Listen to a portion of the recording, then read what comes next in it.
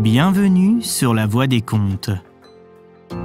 Aujourd'hui, je vous propose la lecture d'un conte de Claudius Ferrand.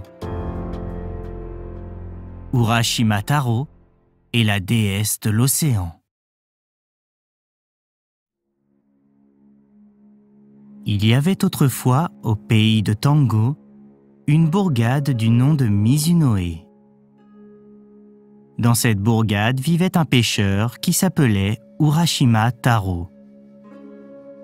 C'était un homme vertueux, au cœur sensible et bon qui, de sa vie, n'avait jamais fait ni souhaité de mal à personne. Taro revenait un soir de la pêche. La prise ayant été abondante, il rentrait satisfait et joyeux. Sur le rivage, il aperçoit une bande de petits garçons qui semblaient prendre un malin plaisir à tourmenter une petite tortue trouvée sur le sable. Taro n'aimait pas qu'on fît souffrir les bêtes. Il eut pitié de la tortue. S'approchant des enfants et s'efforçant de donner à sa voix un ton impérieux. « Quel mal vous a donc fait ?» dit-il. « Cette innocente créature pour la tourmenter de la sorte. Ignorez-vous que les dieux punissent les enfants qui maltraitent les animaux ? Mêlez-vous donc de ce qui vous regarde !» répond insolemment le plus âgé de la troupe. « Cette tortue n'appartient à personne. Nous sommes libres de la tuer si cela nous fait plaisir. Vous n'avez rien à y voir. » Le pêcheur comprend qu'aucun raisonnement n'aura de prise sur ces cœurs sans pitié. Il change de tactique et d'un ton plus radouci.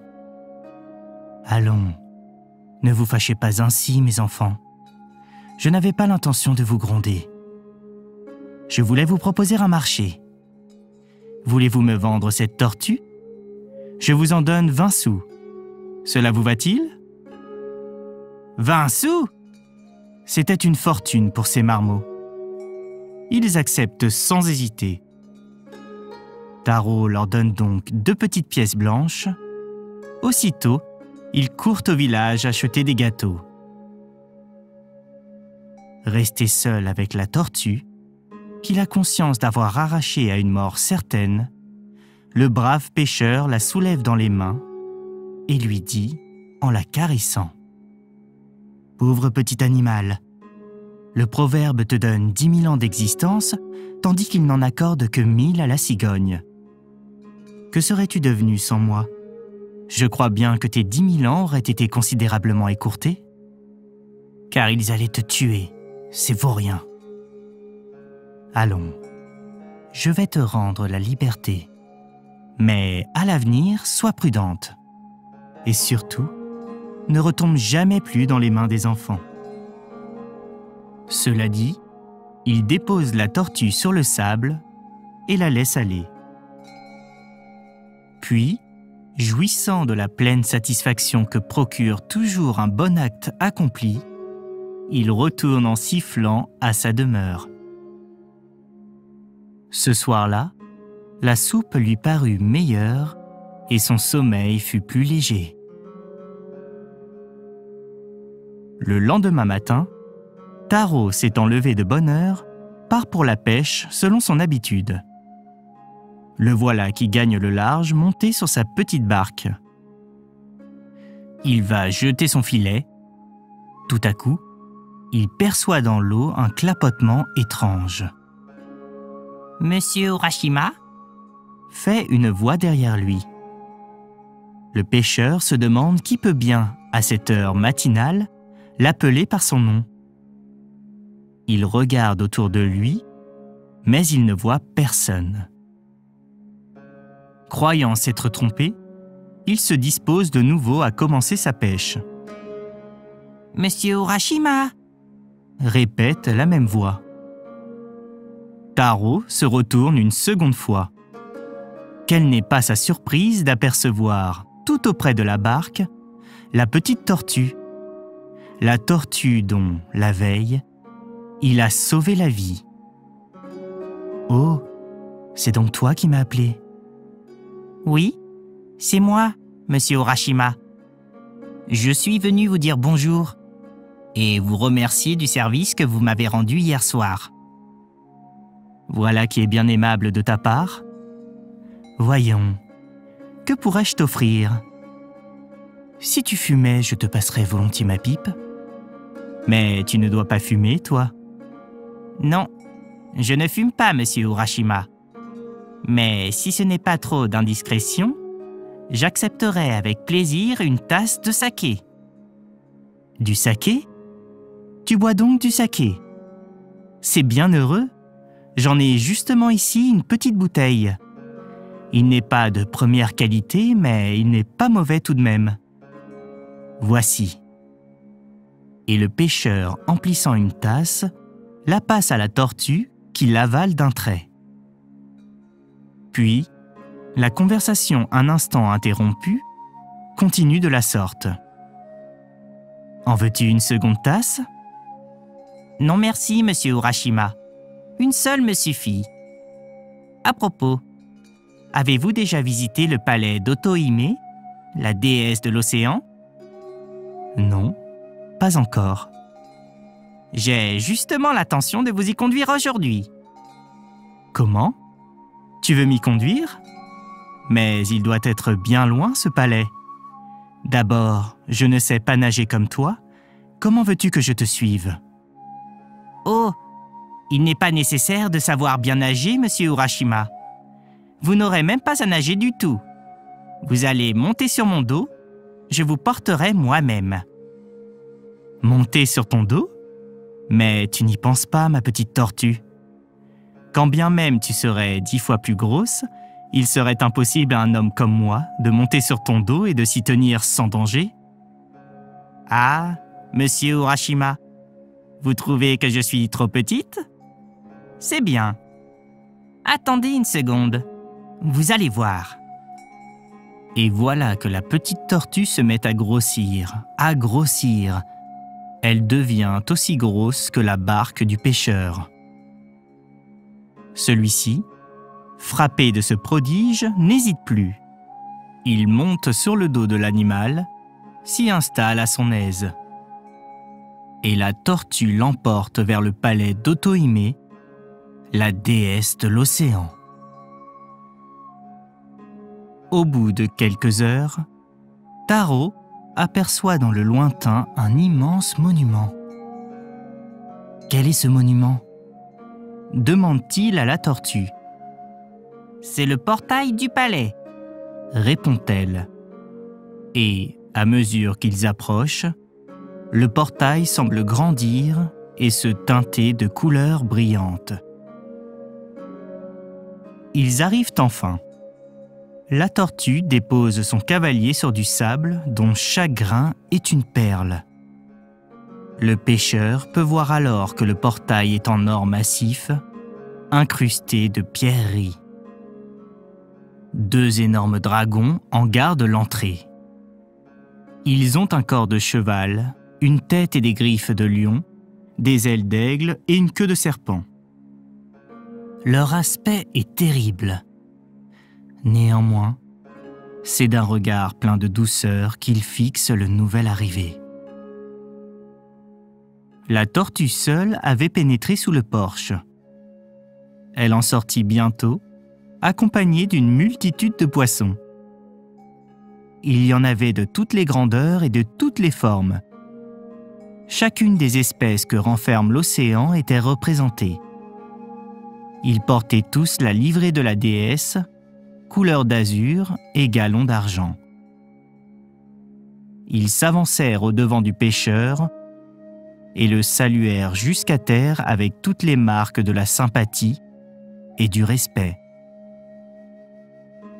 Le brave Taro ne comprenait rien à toutes ces choses, mais, sachant très bien qu'on ne lui voulait aucun mal, il se laissa faire.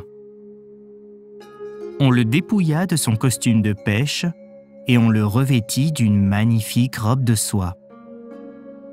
On lui attacha aux pieds des pantoufles de velours, puis un page charmant, le prenant par la main, l'introduisit dans le palais. S'appuyant sur une rampe d'ivoire, il monte les 7 degrés d'un escalier de marbre et arrive devant la porte en bois d'acajou sur laquelle scintillent des émeraudes. Elle s'ouvre d'elle-même et Taro pénètre dans l'appartement de la déesse. C'est une salle immense, dont le plafond en corail est soutenu par 20 colonnes de cristal. De nombreuses lampes en vermeil y donnent une douce et brillante lumière. Les parois sont en marbre parsemées de rubis et de pierreries diverses.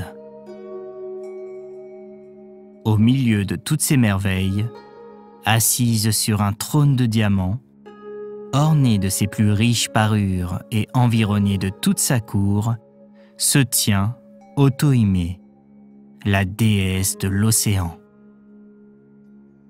Elle est extraordinairement belle, plus belle que l'aurore à son lever. Lorsque Taro la vit, elle le contemplait avec son plus gracieux sourire. Il voulut se prosterner. La déesse ne lui en laissa pas le temps.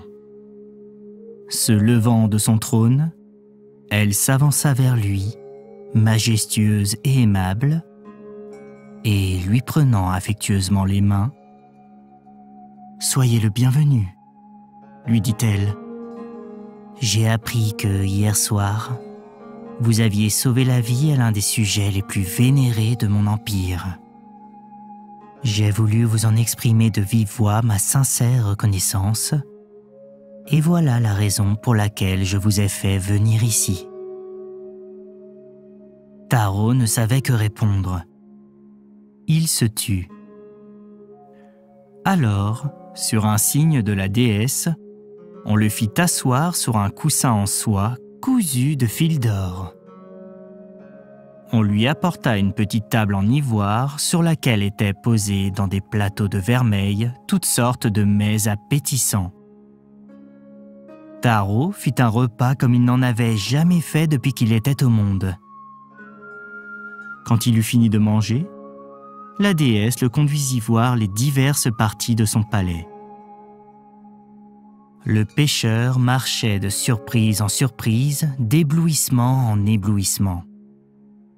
Mais ce qui le frappa le plus et mit le comble à son admiration, ce fut le jardin. Il y avait là 4 parterres immenses.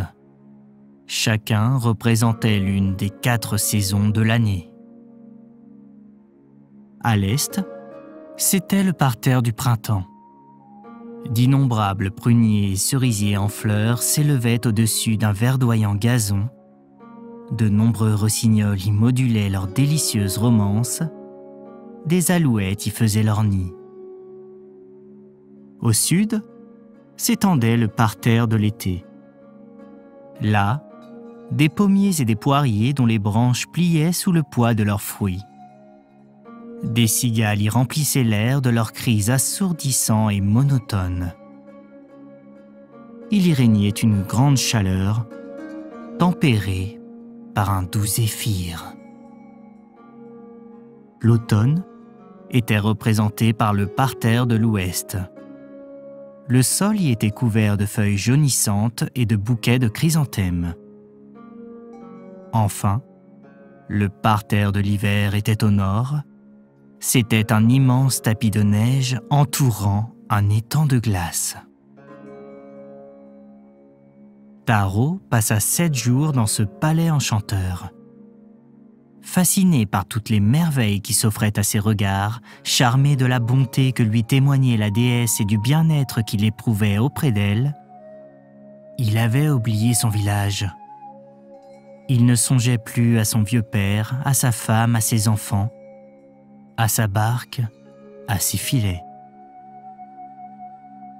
Un jour pourtant, il s'en souvint et la tristesse le prit. « Que doit penser mon père ?» se dit-il, « d'une si longue absence ? Combien ma femme et mes enfants doivent être inquiets et attendre mon retour ? Ils me croient peut-être mort, englouti au fond de l'océan ? Et ma barque, Qu'est-elle devenue? Et mes filets? Alors Taro résolut de partir. Il en parla à la déesse. Celle-ci essaya bien de le retenir encore, mais toutes ses instances demeurèrent infructueuses. Ce voyant, la belle Otohime le prit à part dans sa chambre secrète et, tirant du fond d'un coffre une petite boîte en laque, elle la lui donna en disant « Puisqu'à tout prix vous voulez partir, monsieur Urashima, je ne vous retiens plus. Tenez, emportez cette boîte comme souvenir de moi et de votre séjour ici. Mais promettez-moi que, quoi qu'il arrive, vous ne l'ouvrirez jamais. Monsieur, retenez bien mes paroles. Le jour où, cédant à une curiosité coupable, vous ouvrirez cette boîte, vous êtes un homme mort. » Taro accepta le présent avec beaucoup de reconnaissance. Il promit que jamais il n'ouvrirait la boîte quoi qu'il puisse arriver. Puis, la déesse l'embrassa sur le front. Elle l'accompagna jusqu'au seuil de sa porte et ils se séparèrent. Le pêcheur remonta sur le dos de la tortue et celle-ci le ramena au rivage. Taro est de retour. Mais, comme tout a changé pendant son absence, les arbres qui se trouvent à l'entrée du bourg ne sont plus ceux qu'il était habitué à y voir. Le village s'est agrandi, il y a des maisons nouvelles, des maisons comme il n'en a jamais vu de sa vie. Quel n'est pas son étonnement de ne plus retrouver aucune de ses connaissances. Tous les visages qu'il rencontre lui sont entièrement inconnus.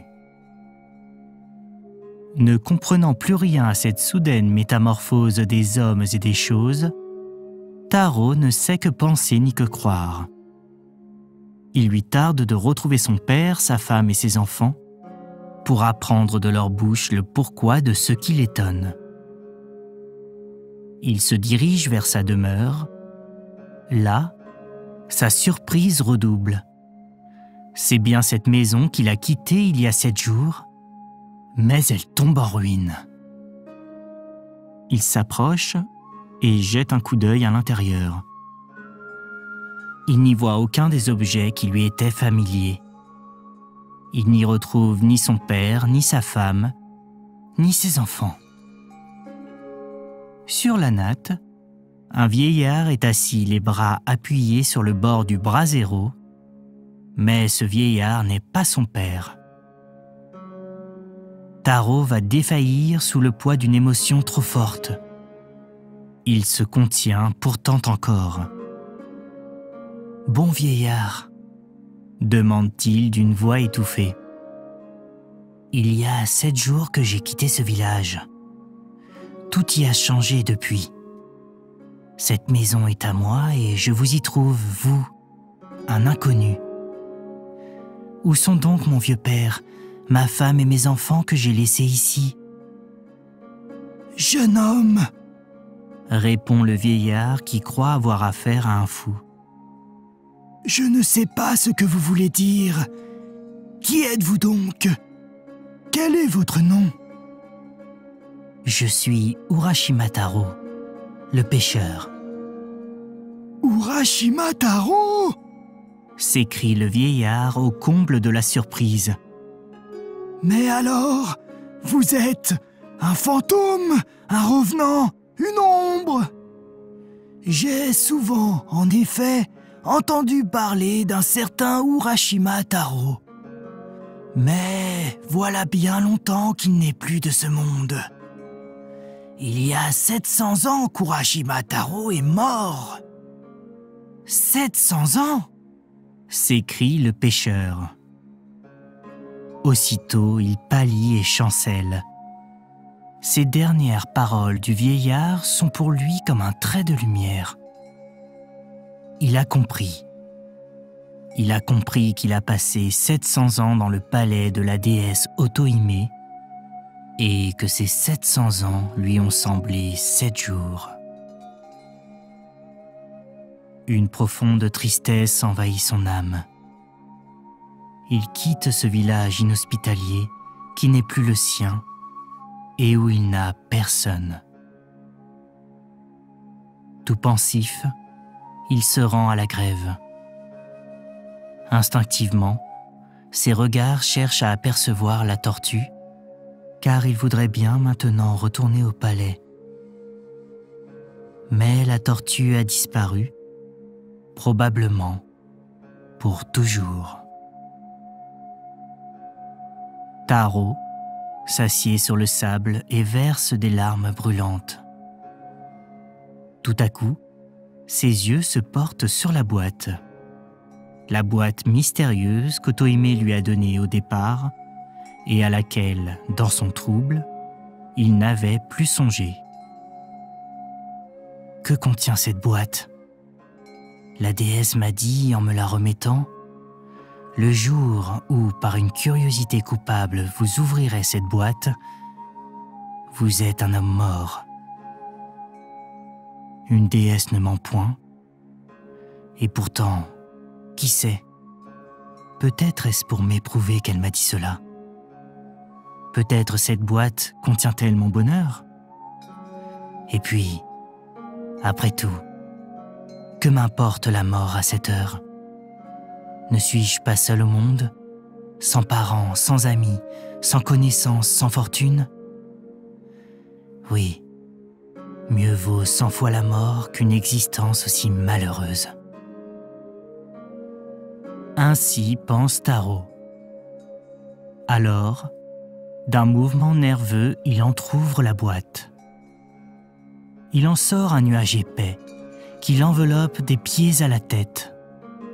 Soudain, ses cheveux deviennent blancs comme la neige, son front se ride, ses membres se dessèchent et il tombe mort sur la plage. Le lendemain, des pêcheurs découvrirent sur la grève le corps d'un homme qui avait vécu 700 ans.